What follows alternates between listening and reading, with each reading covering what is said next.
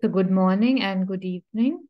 Welcome to the psychic education session where we are going through the workbook by N Huppes on psychic education.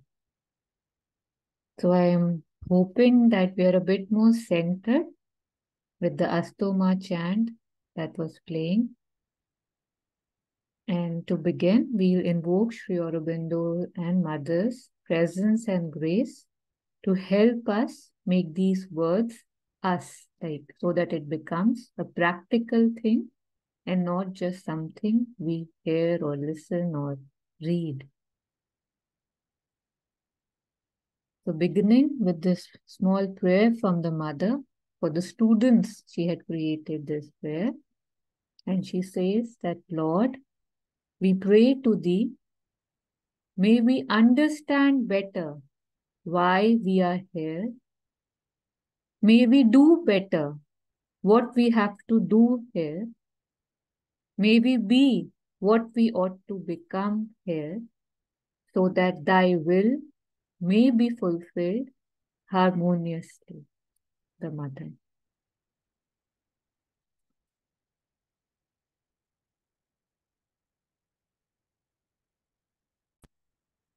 So last week we had we started the session on the psychic being, and we have to begin from page 10. The psychic aspires.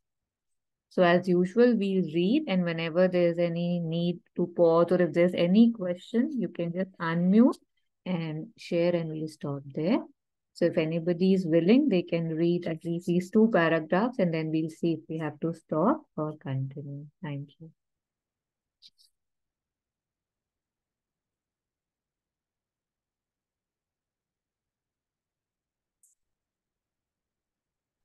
Yeah.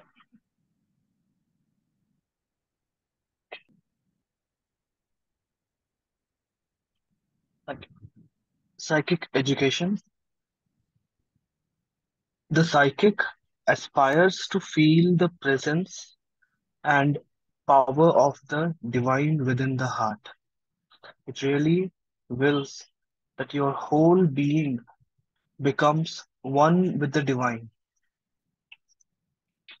It aspires for contact with the higher consciousness so that this may penetrate your outer and inner nature. This process is called unification, and this is discussed in the chapter called Unification. Then there is what Aurobindo calls the transformation of your mind, life, and body. This individual psychic being is able to make a beginning with the transformation of your outer mental, outer vital, and outer physical nature into divine mental, divine vital, and divine physical nature. This divine nature will become an instrument for expression in the world. The full transformation can happen only after the psychic being is fully developed. Yeah, thank you, Jagan. Maybe we should pause there. So we were just, if we remember, reading about the soul and the psychic being. And it was told that, the soul is the main, it's same through the life, and it's like the CEO, as Monica had put it in that example. And the psychic being is that aspirant, who has that spark, who has the capability, but it doesn't yet know. So it has to find its way. So one of the visualizations that I got when I read about it was, how, say, there is a puzzle, there's a maze, and there's one person who has created the maze, who knows the maze inside out, and he's the head, so he's the soul. And then there are, people who want to become the maze masters, who come and who have that spark of that, that energy that I want to become, those potential to become, and that's the psychic being. So the link between the inner, the outer, the link between us and the divine, and that is what was said, that it is the evolutionary, it helps in the evolution of the soul. So yeah, I mean, role is to support evolution. I've written for psychic being, and it's the link between the outer nature and the Atma. So outer nature we all know, Atma we all have heard about. So psychic being is that link between the two. So on the same line, what we read today, that the psychic aspires to feel the presence and the power of the divine within the heart. It really wills that your whole being becomes one with the divine. So a lot to do with aspiration, right? And that's why I think aspiration is so highly regarded.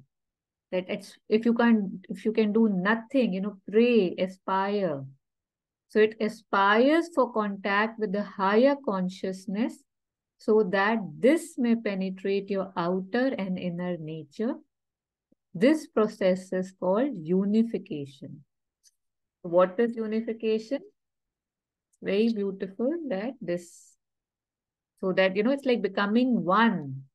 So that this special energy, this presence, this faith that we all touch upon, here and there, we have these experiences, but we touch them and we are back. We touch them and then we come back to our normal lives, as we call it, the real life, the normal life. And those are categorized into special experiences. But so when it penetrates that experience, that touch, when it's with me throughout, your outer and inner nature, that penetration is called unification. Then there is what Sri Aurobindo calls the transformation of your mind, life, and body. The individual psychic being is able to make a beginning with the transformation of your outer mental. So we had read it, right? That how it's outer mental, outer vital, and outer physical, and then inner, and then innermost, into divine mental, divine vital, and divine physical. So the transformation, the link between this transformation from the outer three to the divine. And the name also is given, right? I don't know if it's very relevant here, but how it's like the Homo sapiens right now. And then it's the Homo divinus. So this divine nature will become an instrument for expression in the world. The full transformation can happen only after the psychic being is fully developed. This I find very interesting, and that is why, for a lot of us, almost most of us, their lives are monotonous. They lack, that fullness, that richness, because we are all trying to be copycats, right? We are just following fashion and security and society norms and running after, those carrots on the sticks. And then we have, I don't know, these days, teenage crisis, and then before midlife crisis and midlife crisis and after midlife crisis. Like there's so many crises that we are having is because we are not expressing what we are here to express, not do what we are here to do, because we keep shutting that voice, that force, because we have something more, I don't know, instantly tangible, instantly gratifying, instant achievements that look quite flashy in the world. So this divine nature will become an instrument for expression in the world. The full transformation can happen only after the psychic being is fully developed, and yet with aspiration we'll begin. Yeah. So if there's anything on this, kindly, I just went on and on. But yeah.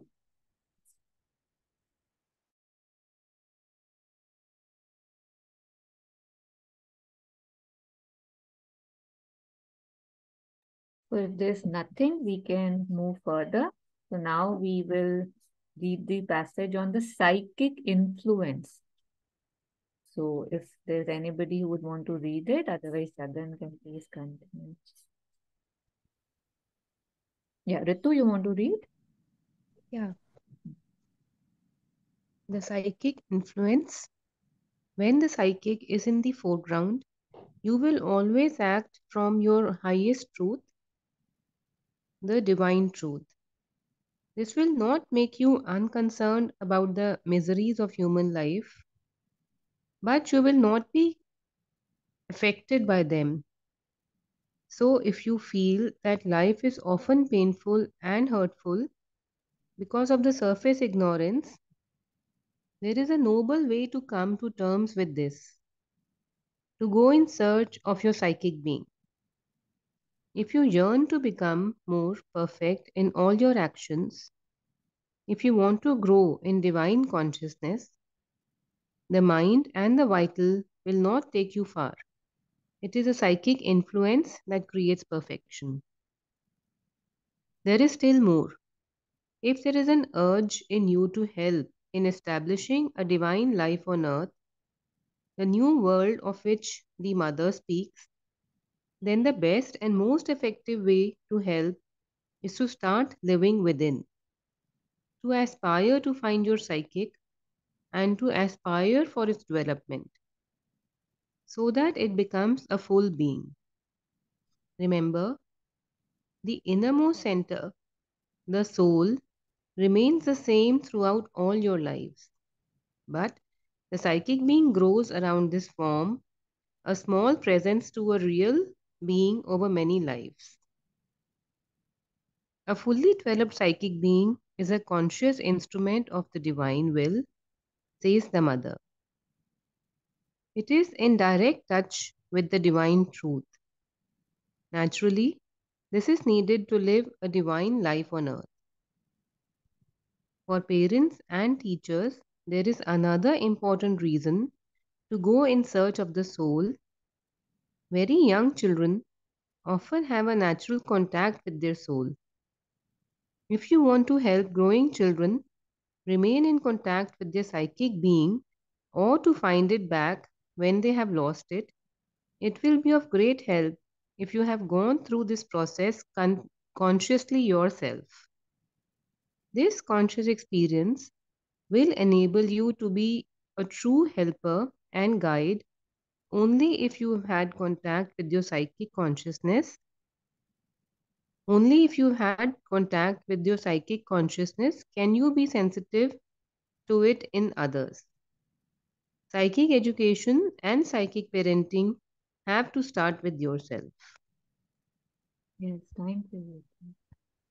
So, this basically says that the soul remains the same life after life, and the psychic consciousness, the psychic being, develops around the soul.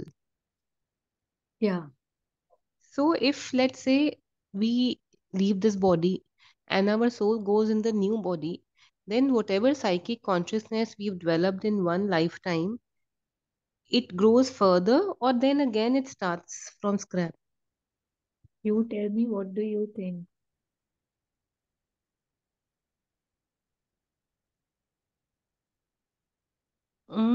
I think it is there, but then we need to realize it. Yeah, no, your question was that does it start from scratch or it continues from where it was left, right? hmm So I think it doesn't start from, I mean, the soul goes to the next birth.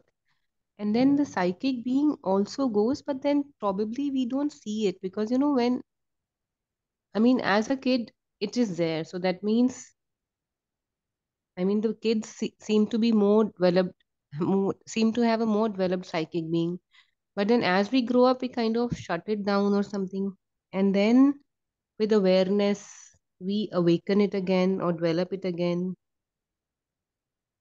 Yeah, so to answer your question, so basically we carry it forward, right? That was your main thing, right? Otherwise, what is the purpose of the birth, of this efforts of, this yoga if it goes to zero, you know? So it must Hmm. be that. That's why they say that Atman, the terminologies can be a bit confusing because we have used these words, kind of, we have used them interchangeably. And yeah, for the point of distinction, we need definitions. So the Atman is said is the higher self, is the one thing that is constant. And this little entity, the psychic being, which has the potential to become and merge with the divine, become and merge one with this unification. So that for experiences, it takes different births. And in a lot of books, they even say that the experiences are pre-decided. So it decides what it wants to experience in this birth, takes the birth, and then some experiences it's able to realize, others it's not, but it keeps developing. That's why so commonly, if somebody is very sharp or very good in math or something, we say, oh, he must have been very sharp in his last life. If for some people, some things, maybe detachment comes very naturally. So we say he must have, that's something we hear so commonly. So yeah, so if it's not there, if the growth that it has achieved in one life is not there, then the point of the human life, then it doesn't remain much, right? Even that book, um, Life Beyond Death, the yellow covered book that we had read, and that too, that was the basis. That's how they were saying that, it has to mean more and there has to be rebirth. I mean, and otherwise it doesn't make much sense. So it's not the Atman which unites with the divine, it's the psychic being. Yeah, so they say Atman is the divine, part of the divine that is in us, the whole central thing, right? Like how they say consciousness is one, right? Hmm. And how, we say, especially in Vedanta, we used to initially, at least I used to believe that there is this body and there is the soul in the body. It maybe signifies as a small light and all. That's what how I used to visualize it. But then slowly, we hear that the body is in the Atman, right? The whole consciousness is one. And this divisibility is the reason for so many issues that we have and everything, this ego. So the Atman, it's the soul, the Atman is one. And the psychic being is that aspirant, is that energy which wants to be that, right? Like something in me wants unity, wants harmony. Nobody wants to really fight, right? And one, we know that this is possible. I want to achieve that. So that one in me which wants to become more, which guides that inner voice, that true inner voice, which we keep shunning and shutting and ignoring. That sense that, yes, I just know I had to do it or I have to do it, not in passion or in preferences, but that inner guidance, that's the psychic being wanting to become and merge with the soul, the Atman. So not to get confused in the terms, like I'm saying, because we have used these things quite interchangeably. But right now, just to understand the concept, if we use these terms, we'll be able to better grasp them. I used to think that soul is the psychic being. Yeah, yeah. Were you here last week? Yeah. Okay, because in last week's what we had read now, the passages, that were the distinguish, how they had distinguished, Aurobindo has distinguished between the soul and the psychic being. Mhm. Yeah. So again, I'm saying don't get stuck on the terminologies. Just understand the concept, and then the terminologies are just there to help us understand the bigger picture, right? Mhm. Yeah. Psychic being is like an aspiration or wisdom which guides us where to go.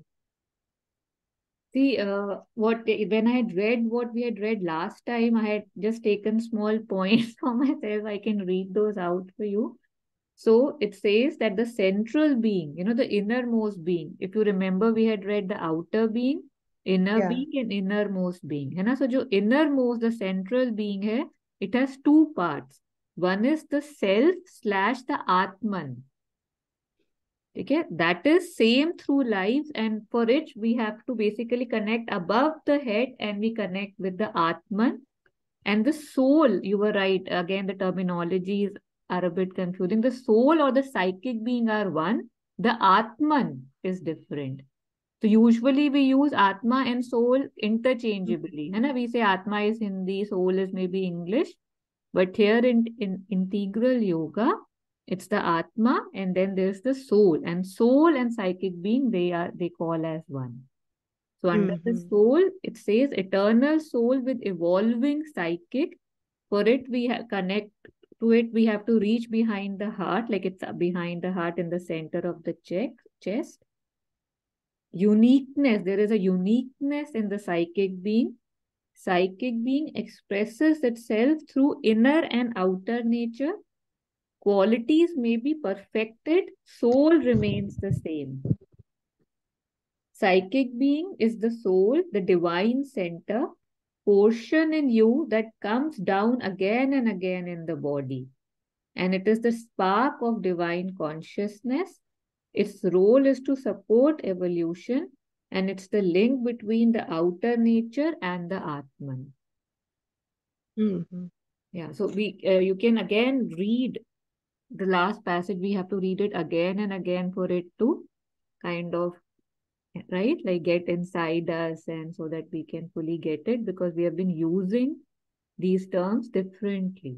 And sometimes just to explain things, we have to hold certain terms and just stick with them, right? So that we just understand what is being said.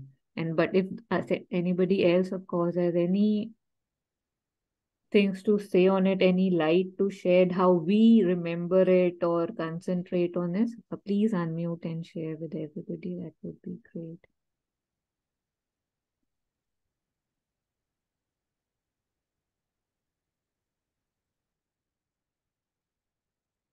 Okay. So we will continue with this.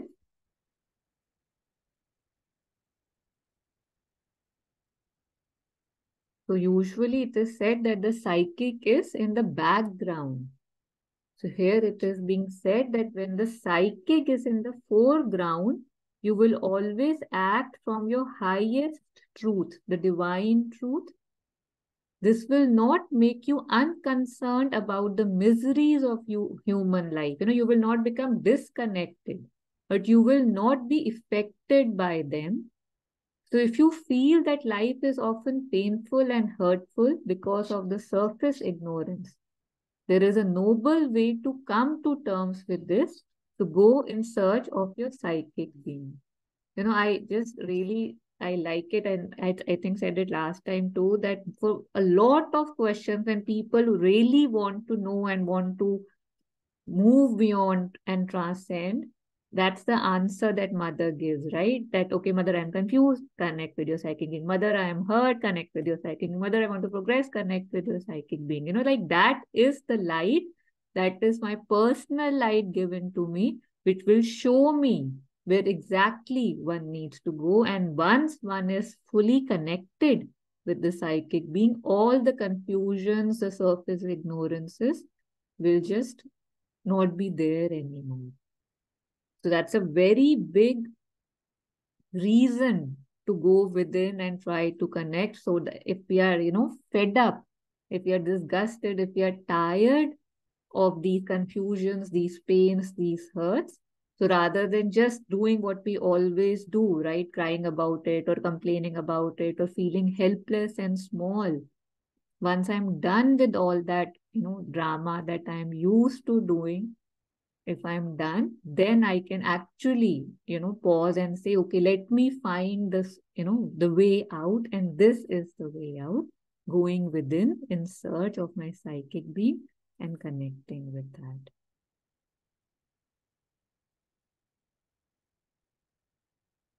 So just rereading this. So if you feel that life is often painful and hurtful because of the surface ignorance, there is a noble way to come to terms with this, to go in search of your psychic being.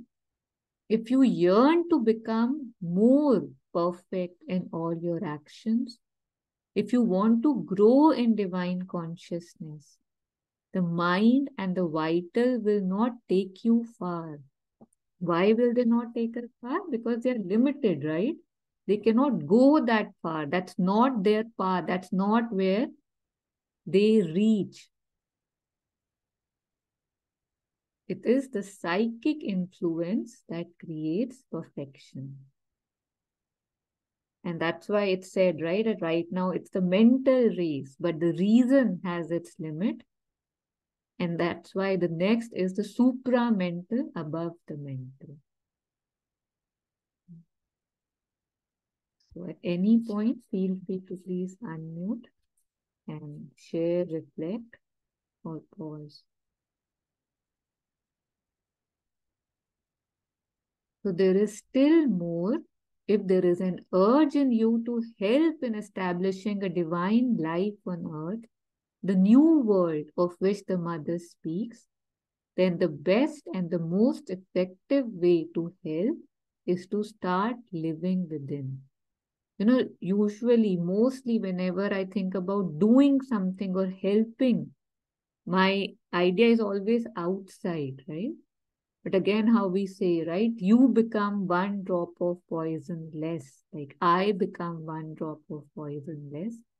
So this is the thing here, that the most effective, the best, the most effective way to help is to start living within, to aspire to find your psychic and to aspire for its development so that it becomes a full being. So that's how you can help in invoking, giving power to the new world of which the mother speaks.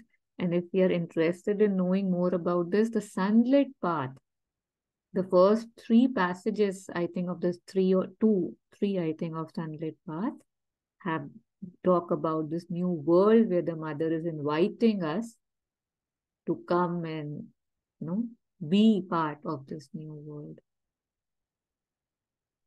So remember, the innermost center, the soul, remains the same through all your lives, but the psychic being grows around this from a small presence to a real being over many lives.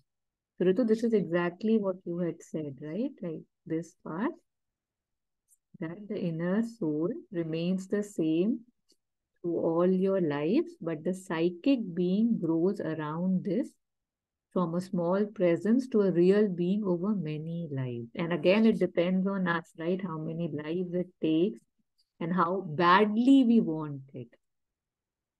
How much are we willing to put in? Because it does take a lot of effort, a lot of sincerity, courage, strength. So a fully developed psychic being is a conscious instrument of the divine will, says the mother. Conscious instrument of the divine will. And right now, so many of our actions we are just affected by the outer. We are just directed by different sources that they don't have the root based in truth. J. Krishnamurti speaks so much about this, right? That you say, I want this, I want that. What is this I? It's just a conditioned being who has seen that, influenced by this, enamored by that. And you say, yes, yes, I too want it. And here we are talking about a conscious instrument of the divine will. It is in direct touch with the divine truth. Naturally, this is needed to live a divine life on earth. And this passage was all about how, if we want to, give it to our children or our students, we first obviously have to experience it. In the Ramayana, there is this beautiful small passage, or whatever they call it, shloka, I am forgetting the name. So it says that, a person is like crying in front of God and yearning and saying that, Meri maa to ku maan thi. but tu me real Maya, so you help me, right? Like my mom could not take me to you because she didn't connect with you. So he's crying and aspiring in front of the gods and saying that you are my true mother.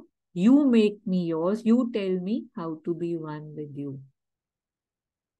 So if we want to take responsibility, if we want to call ourselves, true parents or a true teacher, first I have to put in the effort to connect with my psychic being. Okay, so this is a workbook. So there is what the most beautiful part of this book, according to me, is other, these questions, the worksheets, a lot of things are there which we can work on, which can help us in connecting with the psychic being. So now it's time for reflection and we can read this. So if anybody can just read that and then we look at the worksheet. Time for reflection, this small paragraph, if somebody can read it. Yeah, Taru, I'll read. Time for reflection. The first step is to intensely want to find your true self.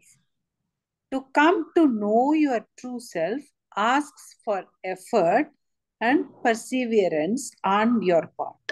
It needs a strong motivation to keep up this commitment because in the inner worlds you will have to travel all by yourself.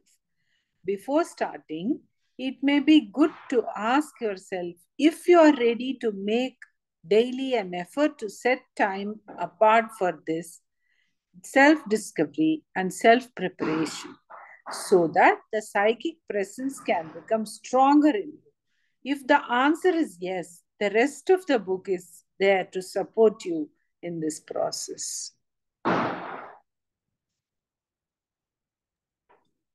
Again, like this is a workbook, so it's not just about reading and relishing in the beauty of what was said. It is here to make, if we want, it can help us in making practical changes, and this is what it says. Yeah, Sadaji, can you also read this next passage? Worksheet, the top. Yeah. Yeah. Worksheet. In this book, you will find a number of worksheets. They are meant to make you more conscious of your inner processes and so help you in your self preparation. You may like to go through the following questions before you take a decision. You can find your answers in various ways. You may like to try to hear the answers from within. Another way is to answer some of these questions with the help of your reasoning mind.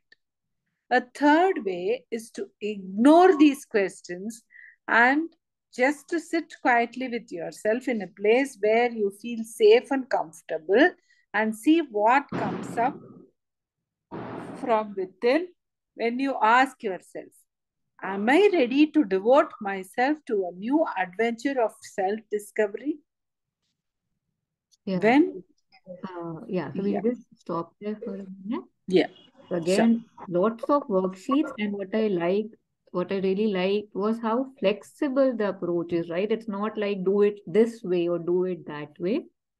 So any sequence we can follow, anything we can do, whatever works for us, we can use that way. But first thing is this will, this questioning that do I really want to, change? Do I want to become truly more peaceful, more harmonious? Or is this something that I just like to talk about or listen to?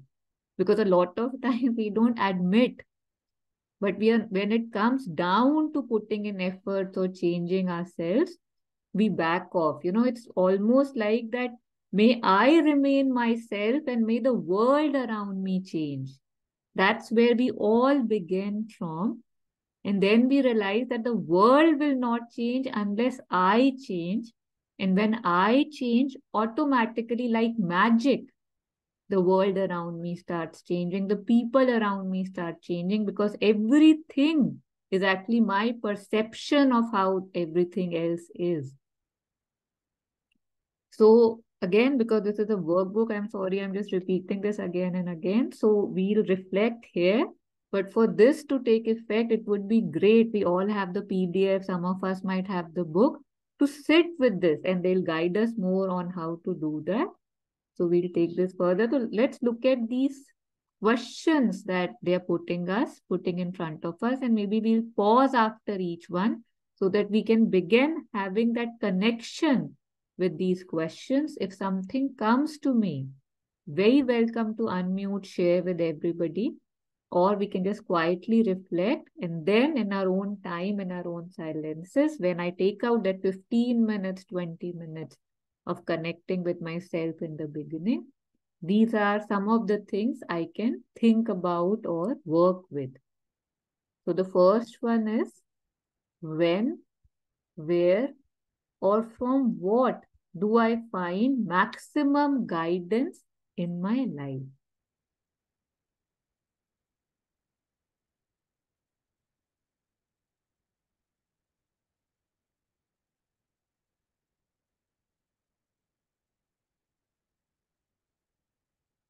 The answer could be WhatsApp, but that's not the answer we are looking for, right?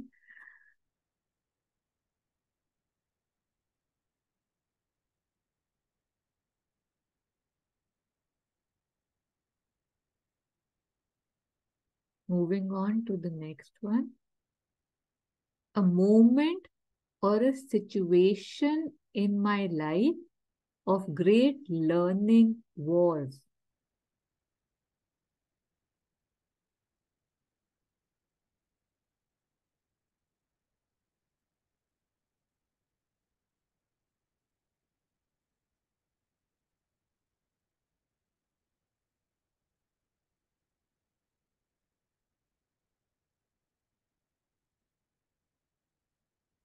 A most valuable moment in my life was.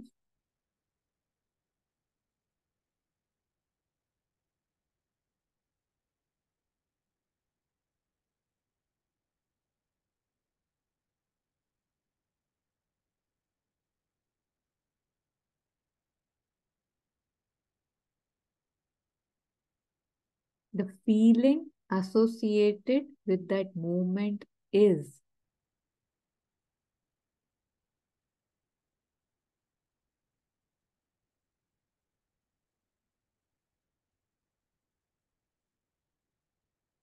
So I would like to pause here and see if there's anybody who would want to share anything on this. And if we want to reflect on why is it important, do we think, why should I spend time on this? Why are these questions, this connection important?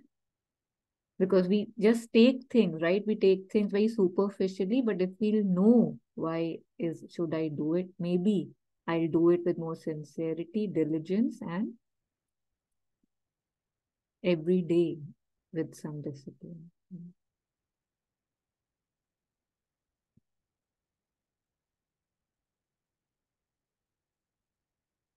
If there's any sharing, we can take. Otherwise, we'll move on to the next questions.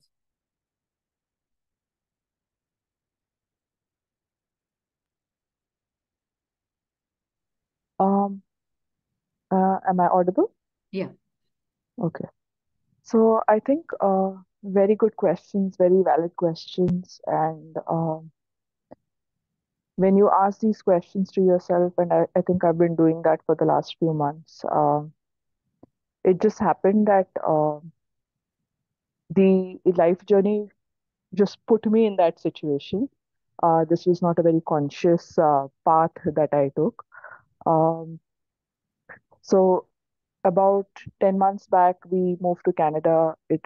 Life was set for us in the place that we were before in, and things were, perfect in a very materialistic way of life. Um, a good family, a set family. I was working, husband was working, children were doing well, and everything on a very superficial level seemed very good. Moved to Canada for certain reasons, and it was like starting life from scratch. And that hit the ego so much because this over identification that we have with whether it is our job title, whether it is our academic qualification, um, I think, and also whether it is about learning things and enrolling for a new course. You think you're an eternal student and you're studying, but what I realized was this whole identification was so much with the world outside. And if you think, what did I do for just connecting with myself, learning myself more better, the spiritual growth, or I know these seem as terms, but when it actually hits in a very natural, organic way in your life, when all those layers of mine started shedding, because this was like I was a nobody over here. I was nothing. I mean, I was worth, if I went into the job market, it just meant nothing over here in Canada for me. So, and it's not just about the job market, but it's just generally, it was a very transforming phase for me because I think when all these layers shed, you realize you've really not done anything for yourself. You've done nothing for your own personal growth. You've not concentrated on yourself. All of it was outward, making friends, going to occasions, social occasions, um, whether it was professional growth, everything was outside, nothing was going inwards. So I think these questions are so valid. Um, and I think when you focus inwards, you you not only realize your faults, but also your strengths. And a lot of our I would think, even though it was like a perfect life, there was a frustrated me, and I could never understand why am I frustrated. Like in a very societal kind of understanding, I had everything in life. Somebody would just call me disgruntled. Uh, so life is going perfect. Why is she upset? Why is she angry? Like if I had to actually tell it to somebody, not outwardly, I didn't appear upset, but this was a very internal thing for me. And then I realized that there is the conflict between what is really you and the outward you. There is a disconnect. And I think this was like a big awakening for me because unknowingly we do a lot of things that does not resonate with us. Um, Something as small as, smiling at somebody's really crappy talk um, in a social setting. So even that, like the smallest of things I'm trying to tell, which does not resonate, and you put up an act and just do it, it creates so much conflict within yourself. And I think I've kind of started identifying, realizing, and these are the things that go out of sync with you and cause a lot of distress. So try and nurture the you that is truly reflective of you. I think I spoke a lot.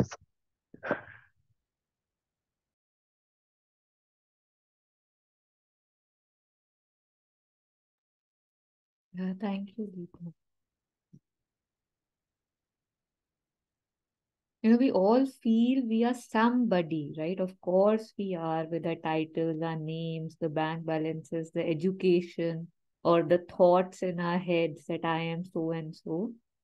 And when you are thrown at the bottom again, or it appears that you are thrown, like, say, a new country would do that to you, it really hits hard.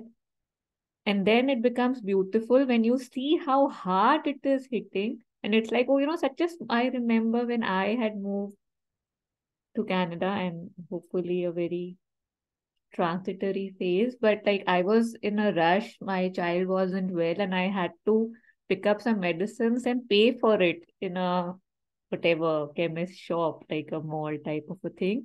And I was, according to me, standing where I need to pay. And after, I don't know, 20 minutes or something, I realized I'm standing at the exit and not where I have to pay.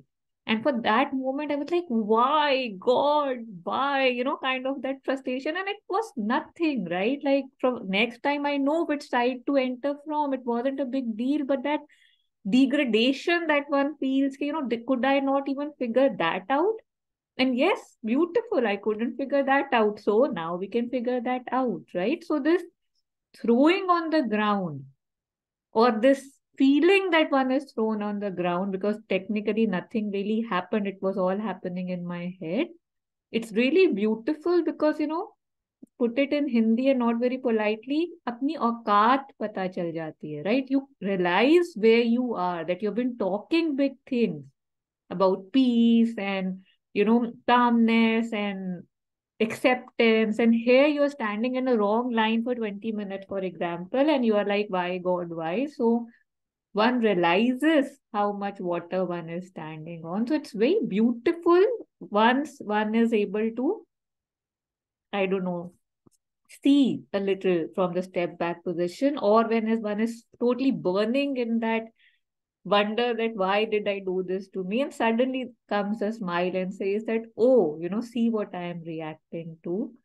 And then the something in us moves, it hopefully grows and let goes of things. So yeah. So these new situations, these challenges, they really they give us a lot of ground to develop and be more than what the limited that I feel I am, that I feel I'm the king of it. And then I realize, oh, I was the king of so much limited, and that was all just illusionary, anyways. When we leave a job, when we have to let go of that title which comes under the name, it hits hard that, oh, there's nothing now under my name. So we are so used to these small, small things. So when we let go, it's very expansive. Yes, Shilpi, please. Yeah, these days I'm experiencing whatever challenges I'm experiencing.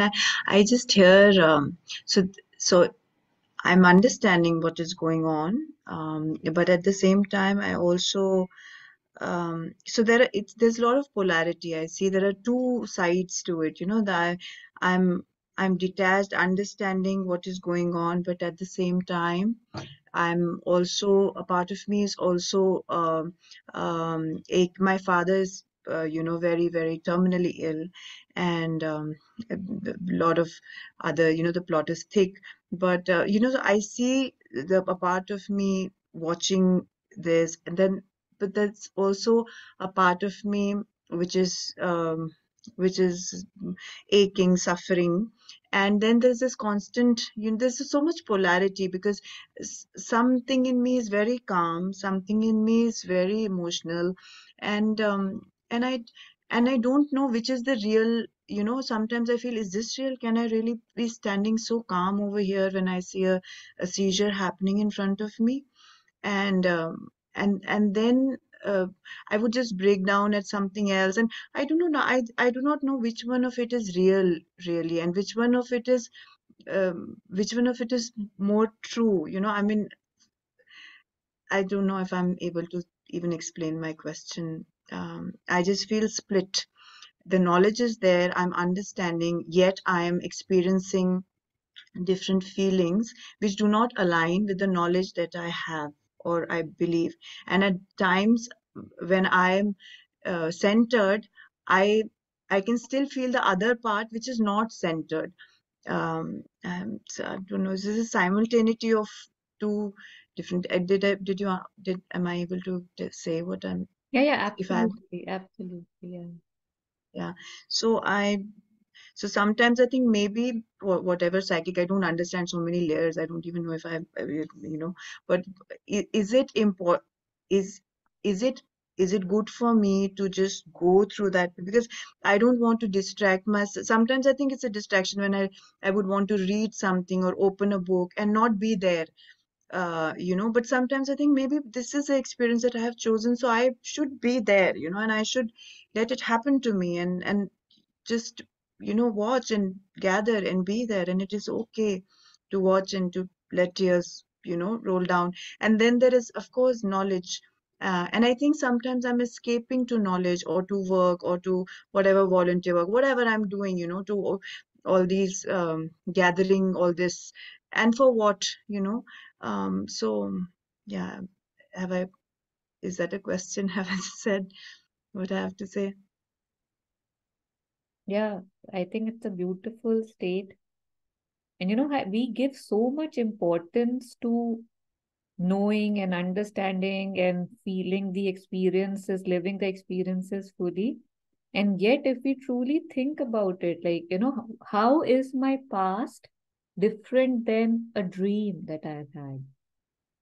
Like sometimes our dreams are very real, right? Like we remember certain dreams after so many years.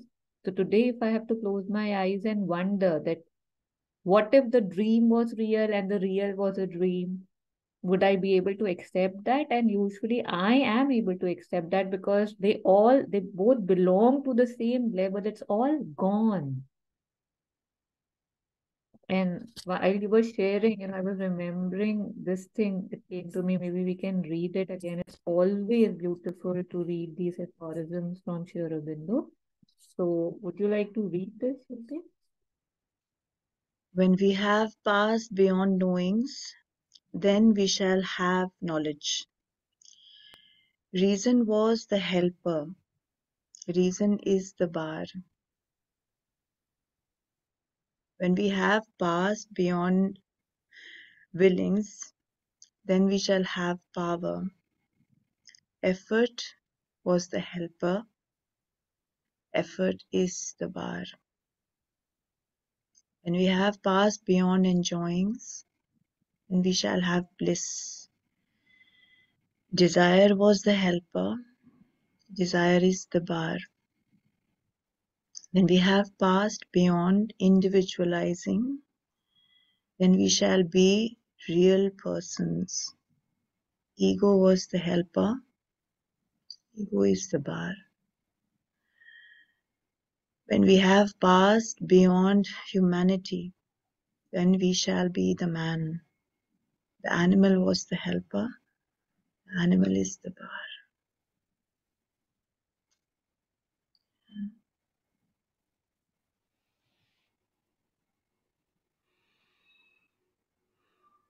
Yeah, so we don't need answers, but we do need these questions, which are really important because they move us, they shake us, they force us to change, to move, to step aside and see things. And that really transforms, shifts something inside us. Even if we are not able to see it then, we see the changes, we see the differences. So let's hold on to these questions, sit with them as it was guided here, because that's, I think, the point of this, that we can start thinking about things that are important. And when we are able to connect with them, we see new things, a lot of veils that we have put, like Ritu was saying, and in the book it was like how children are able to be so naturally connected, but then things are imposed on them. So this is the de-imposing. This is like the imposings are now going, and the veils now, if I want, they can be lifted again. And stepping aside is not feeling, Hannah? See, if Stepping aside is not feeling, na? right? Like if something is not affecting me, and if I'm able to see that this is happening and something, it's not touching me, I'm just observing that, that's great too. That doesn't mean I'll force myself to feel. It's just a feeling. It's of not of any value really. One nice song comes and I feel myself all chirpy and dancey. A sad song comes and I see myself all crying and wondering what's happening in my life. So these feelings are, just say they say na कि ठोक में बिकती हैं. Like we put so much value to these feelings that oh my God, and yet when I look at them, they don't have a much weight. They don't take me anywhere. They're just superficial things that I'm riding with. So if you know how they say in, I don't know which Upanishad that link is there, na? There's a bird which is eating a fruit, sitting on a branch and eating the The fruit, word and which then is there is watching. another bird that we're just seeing and looking at how it's eating. So if I could be the bird not wanting to eat the fruit and yet looking, fully observing how the other bird is eating and feeling that and seeing the whole movement, because when I'm eating, I'm so focused on the consumption part that I don't really am able to see the experience. I'm too close. But when I'm observing, I can see things a bit more holistically. Yet, obviously, things are still hidden from me from where I start as a witness, and yet I'm able to see more. I was listening to a talk from Alokda, and there was this funny, beautiful line. He said, for some, there is the path of yoga. And for those who don't want to do yoga, something like this, there is the path of bhoga and roga. So as then, either you do the yoga and you get through, or if you don't want to, it's like too much and it doesn't interest you, then you consume, you desire, and then you have those diseases and pain and suffering, and then you reach there. So reaching is sure, but you choose your path, whether it's through yoga or whether it's through diseases and pain and suffering. It's very true, such a small line and rhythmic, so it makes us smile, but it's very deep. It's very deep. Yeah.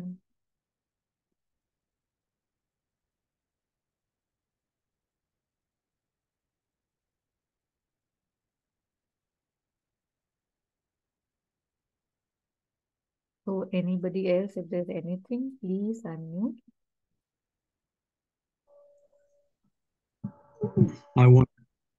Sorry, do you hear me? Yes. Okay. I wanted to thank everyone. We were just so interesting and felt like so sincere.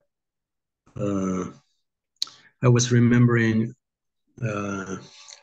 an author called Franco Stasseski, which he helped many people in their dying processes all his life, and when he had a very difficult disease, he was very afraid, and he was talking to a friend saying like, I have helped so many people and did so many meditation and accompanied so many people in this process, helping them to not be afraid, and then I'm facing this and I'm so afraid. He was felt like frustrated, and his friend told him, you know, this will happen anyway, so you can witness your own pain, your own fears. So there is a part of you that is not afraid. If you can witness this fear, and I think for every one of us, this will be maybe for our entire life. This will be our job, like to find in ourselves this place of poise and peace and subtle joy, and from there to welcome our human nature to express our fears, our grief, and this polarity. I think it will remain for a long time. And I think it's what you were telling about this polarity is I think it's the experience of every one of us. I think the practical path is that, and also what you were sharing, Shilpa, I think. It was so interesting taking the what you, Taru, shared about these questions. I think I could say that our psychic being, as I understand it will not carry with itself the detailed information about our lives, the everyday things and information, not even what we have learned through books or through our mind. All of this will not be impressed in our psychic being, but the mostly the real experiences that has transformed us. This this really lived learnings and that have had transformed who we are, have transformed our substance, so to say. This is what our psychic being will carry on for the next life. So I think these questions really point to what are the what is important, what is not. It's really helping us understand what are the experiences that really matter, that really will help us grow, that really will change our substance, and so this learning is what really matters, and all of the rest, we should grow our consciousness about what really is a psychic moment. It's a moment when our soul, our psychic can be awakened, can be transformed, and all the rest is like it's. I think the questions are very relevant in that way, like help us go to the consciousness of the moments would really transforms us. Thank you. Thank you. There's this one more thing since I've been reading and learning about this. So also because this is just one part of my challenge, and there are various fronts that have opened up, and this pressure of progress, you know, because I've been reading, and you know that when these storms are coming, this is the time when I'm stepping up. This is an opportunity for me to unfold and let this. For me, this is when you can grow leaps and bounds. And this whole, even that started weighing down upon me. And then it was a WhatsApp message or an Insta maybe, where I just saw that the mother's message that you leave the worry of progress also to me. And that day reading that was a big relief to me, because I just realized, because all of these fronts are open, I'm so conscious, and I'm so I wasn't really letting go and letting it happen to me, because I was so I just wanted to apply, what all I'm, from all this, and I just wanted to be sure that I am sincerely, making that, and my aspiration is in place, and that I'm, moving ahead and doing that. But all that, that one message, and I just realized so much ego, and I was just so much in this doing thing that I must apply this now. This is the time, this is the moment. And when there are challenges, then of course there's an opportunity also for you to see, like you said, where you are, what you're standing, and you suddenly realize. But even that message that they really, really helped me, that even that will just unfold the way, the way it has to. And I cannot I cannot start talking in that. But thank you so much for sharing. Thank you so much. Yeah, this was nice. Thank you so much, everybody. Now, that line that we just read, like effort was the helper, and effort becomes a bar because we are so used to putting in an effort. And that is why, for us, if somebody tells us to sit 5 minutes in silence, the being revolts. It says, "मैं करूं क्या?" Right? What should I do? And 200 different thoughts, unnecessary, most of them, just bombard us because we are not used to just being nothing or doing nothing, because somewhere in my society, in my life, in my education, the doing is so heavily stressed on, which is very beautiful. And yet the silence is not there, the peace is not there, the stillness is not there. So we have paid a huge price for that dynamism, which appears to be doing so much, and yet it's not doing much. Mother says that most of our efforts, almost all our efforts in this, in which we feel I'm doing this, is like you're holding a cup with a glass of water and putting a spoon in it and just stirring it. So nothing is happening. The moment you stop, the water is as is, the glass is as is. It will not become milk. But I have a false perception that, oh, I'm doing something.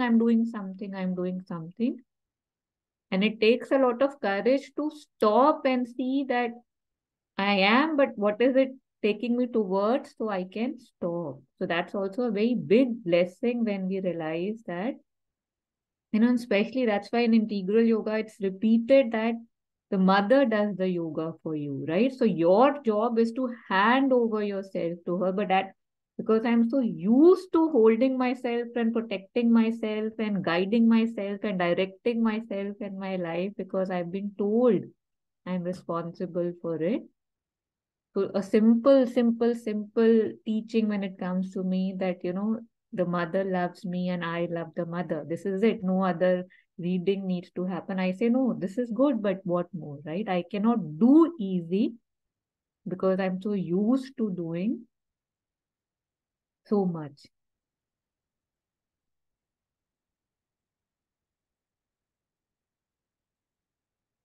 Yeah. These questions, again, we'll end here, but sitting with these questions, we can, of course, take up all of them in our own time, or at least these four, if we can take out some time.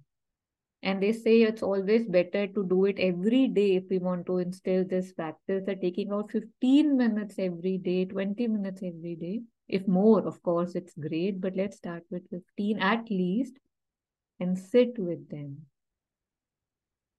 Moment or a situation in my life of great learning was, so I just share something that, came to me when I first read it. It was like, when I had that near death experience and I was hit by lightning and I was being thrown with all the force backwards. Like I could see myself flying backwards, not flying, but you know what I'm saying. So in that moment, that most valuable lesson for me was that how I'm not in control of anything, right? Like there's a force of nature that is throwing me back. I had no idea what was happening. And yet I remember laughing at myself that, oh, this is the control I have. Like I say, I control my life, my plans, my efforts, me. And this is how it ends, like absolutely no control. So it's very, again, grounding and human, kind of humbling when one realizes who one is, and what one is not, and how we pretend.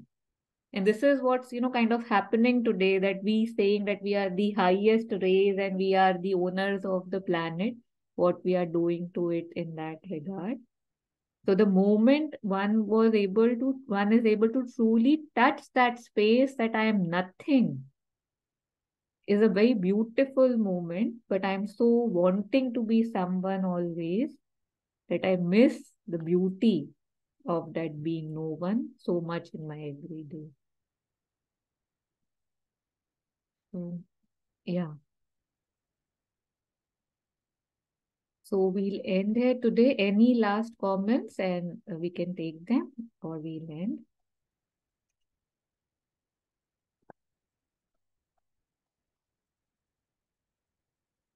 Okay.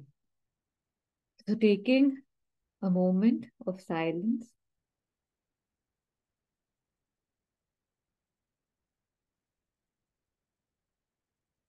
expressing my gratitude for this grace to be able to want, aspire, pray, or will or desire to be more so that I can be less.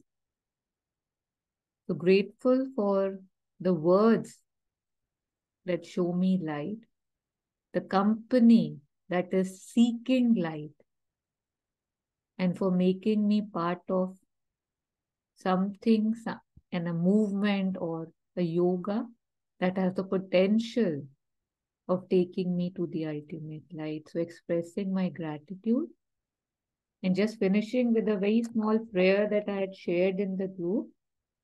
Mother says that, "O Lord, thou art my refuge and my blessing, my strength my health, my hope, and my courage. Thou art supreme peace, unalloyed joy, perfect serenity. My whole being prostrates before thee in a gratitude beyond measure and a ceaseless worship. So I'll just stop here with these lines. And thank you for joining in. And yeah, happy practice. Thank you, Thank you so Taru. much. Thanks, Thank you, ma'am. everyone.